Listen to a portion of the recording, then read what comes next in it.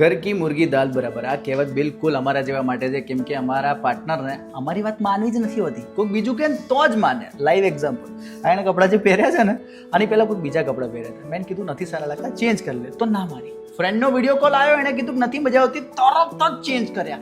બીજું એક્ઝામ્પલ, ગઈકાલે અમે લોકો બહાર જમવા જવાના હતા, એણે એક રેસ્ટોરન્ટ કીધી, મેં ના પાડી કે નથી મજા આવે એવી, ના માની. નીચે ઉતરતા એક ઓળખીતા મળ્યા અને એમણે કીધું, તરત જ માની ગઈ. બોલો.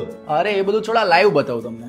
આ અત્યારે જે લઈ રહી છે એલર્જી રક્ષક અવલે, આ હું લઈને આવ્યો હતો, એના માટે જ લાવ્યો હતો, કેમ કે સિઝન ચેન્જ થાય તો એને એલર્જી રહે છે, નાક નીતરતું હોય ને ઠોઠો કરતી હોય ને, તો મેં એને કીધું હતું કે તું એલર્જી રક્ષક અવલે લઈ લે, સવાર સાંજ એક ચમચી. તો ના માની.